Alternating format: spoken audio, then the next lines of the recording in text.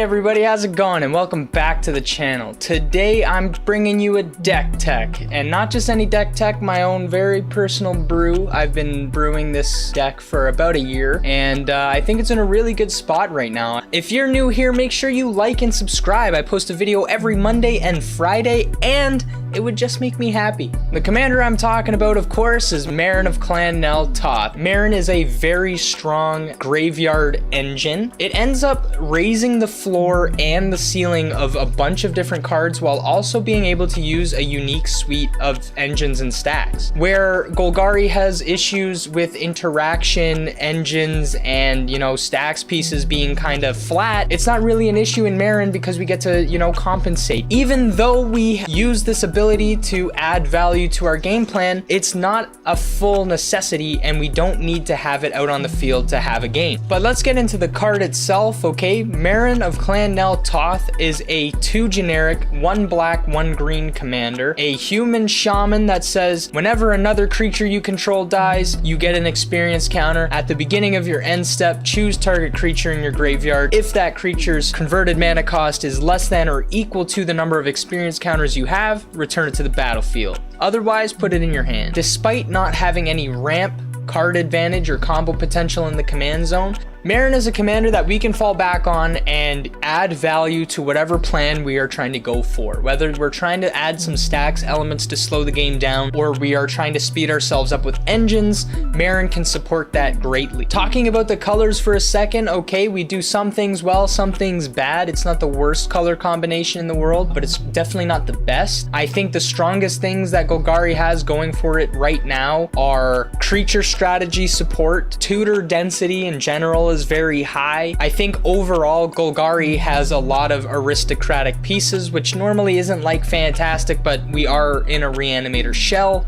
Golgari definitely suffers though when it comes to stack interaction, okay? We have nothing, no counter spells, we have no meaningful defense or offensive ways to interrupt people. Not ideal, but honestly not the end of the world. So let's talk about the win cons here, okay? This is where this list starts to take a different form than the common Meren lists you might have seen before. Most Meren lists tend to run a lot of stacks, and they tend to run a Protein Hulk oriented build. Protein Hulk in general is very strong, but in Golgari it's not very. We have to run an exceedingly large amount of dead cards, which doesn't just hurt the engines in the list, it hurts everything from the mulligans. Even the early game, mid game, late game plays are all going to be stunted when you have 2-3 dead cards in your hand. It's just completely unnecessary, as we now have Razalord. What that is essentially utilizing the very powerful Razaketh the Foul-Blooded and Hoarding Broodlord in tandem to assemble a win. Razaketh as a payoff has extremely light and protected lines that have a lot of variability, and as you get more creatures on the board, that's more tutors, that's more fuel, that's more mana. You just get to do more stuff, and it becomes exceptionally easy to finish the game. Broodlord, on the other hand, cares more about the explosive mana. If you can generate enough mana, you can just win games outright. It can also set up Razaketh by sawing in half and then,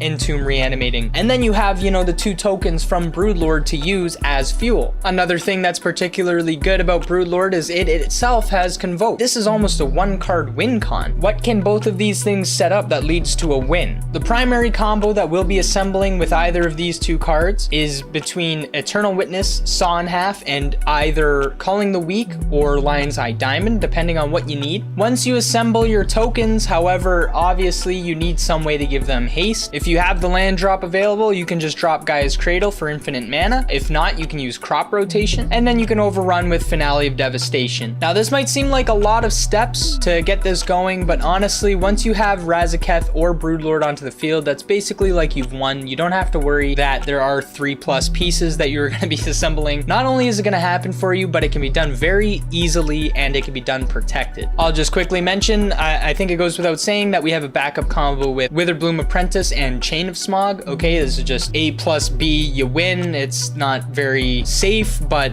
it gets through most stacks that we care about, so it could be worse, I suppose. It could be Squirrelcraft.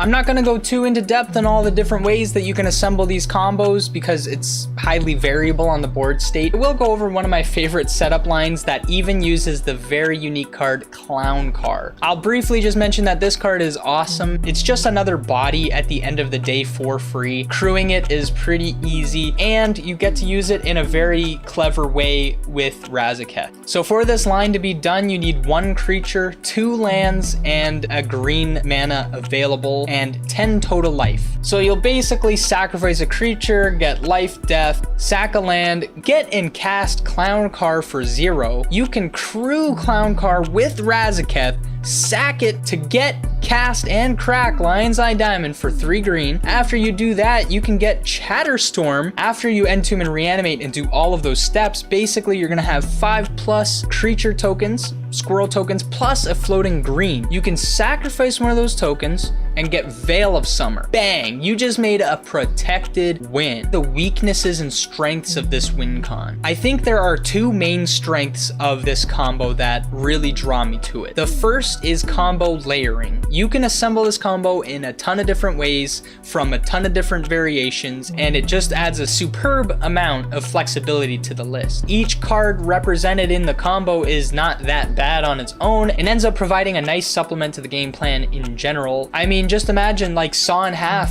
on Dark Confidant is 100% of its output, and then Meren brings it back for essentially 200% increase in value. Like, it just rules. All the cards, they just fucking rule.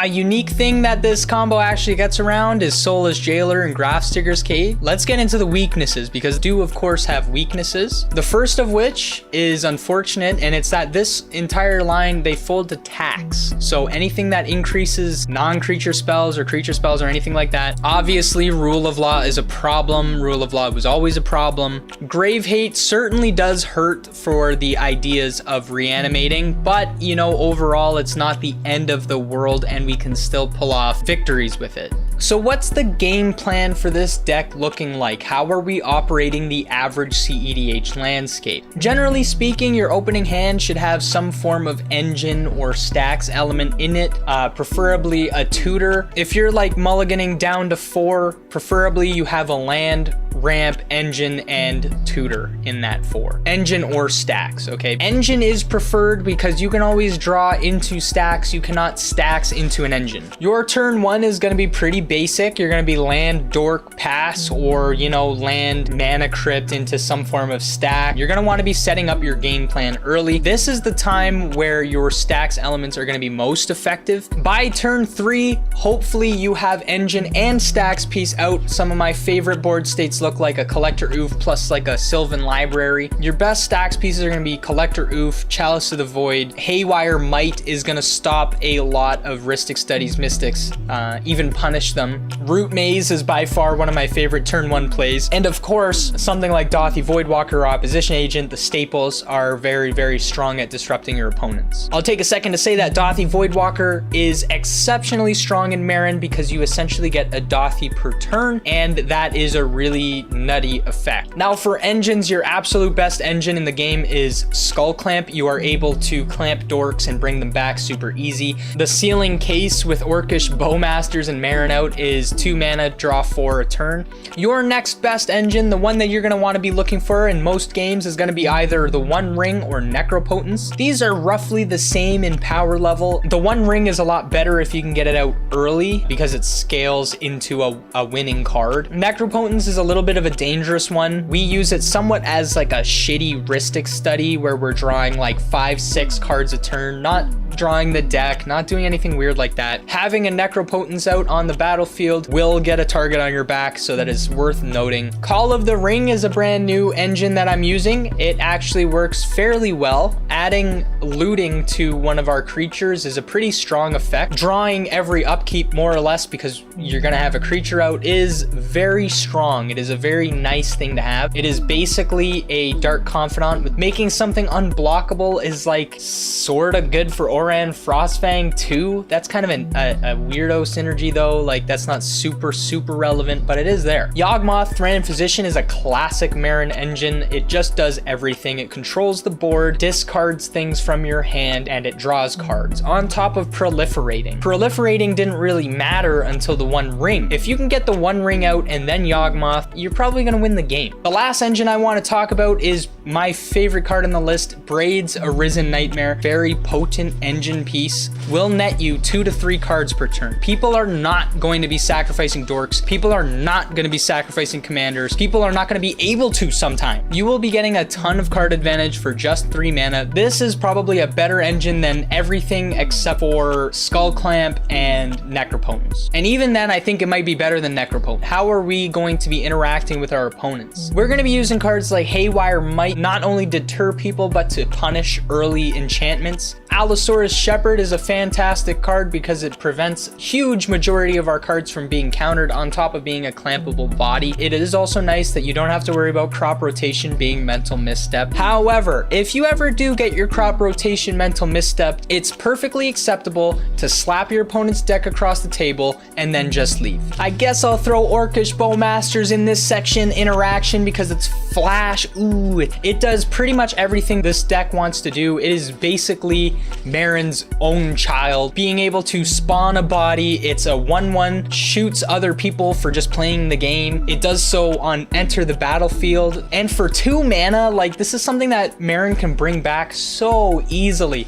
You have a Yawgmoth on the field, ping ping, that's 2 a turn for free. That's kind of nuts. Of course, Force of Vigor makes it into the list, okay? Free spells are extremely strong. One thing that this deck really appreciates is being able to use all of its mana all of the time, spamming out creatures, developing our board, and disrupting our opponents at the same time. Having free things like Force of Vigor to just, you know, overextend ourselves and still be defended is very nice to have. I do run Elvish Spirit Guide and Lotus Petal because I really like free mana. Something that this deck really appreciates is being able to do things early on. I know that sounds very, you know, generic and standard, but because we don't have a commander that we can fall back on and grind on, we need to be able to do relevant things throughout the game. Having free mana lets every aspect of the game get easier, especially when our focus is sorcery speed, development, and disruption of the game. I think that about does it. I think I've covered most of the important things. Anything else that I missed will be in the primer.